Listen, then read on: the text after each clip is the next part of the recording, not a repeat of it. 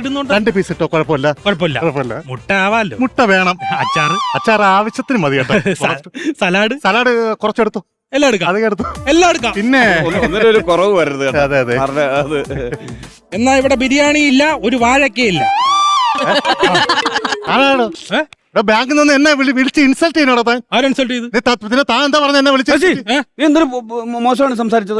സംസാരിച്ച് സാറിനോട് ഇത്രയും സാധനം വേണമെന്ന് ചോദിച്ചിട്ട് വാഴക്കേ ഇല്ല എന്നൊക്കെ പറഞ്ഞു. ഞാൻ പറഞ്ഞുതരാം.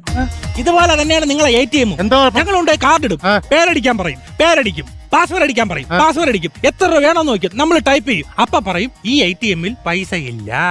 ഇങ്ങോട്ട് തരുന്നതിന് അങ്ങോട്ട് തിരിച്ചൊരു പണി തന്നെന്ന് വിചാരിച്ചാൽ മതി. ഞാൻ അവിടെ സംസാരിക്കാം. നിങ്ങളല്ലേ ഈ പ്രസിന്റെ മുതലാളി? ഞാൻ നിങ്ങളടുത്താണ് സംസാരിക്കാനുള്ളത് കേട്ടാ. തന്റെ ഈ പ്രസ് ജപ്തി ചെയ്യാൻ വേണ്ടി വന്നതാണ് ഞാൻ. ജപ്തി ചെയ്യാനോ? അതെ. അയ്യോ അങ്ങനൊന്നും പറയലണ്ണ. അങ്ങനെ പറയലണ്ണ. പണനായ അങ്ങനെ പറയലണ്ണ. എന്താ പറയല്? സഹായിക്കും. ഇതുപോലെ ഒരുപാട് പേരെ ഒന്ന് കാലി പിടിച്ചിട്ടുള്ളതാണ്. എന്റെ ജീവിത മാർഗം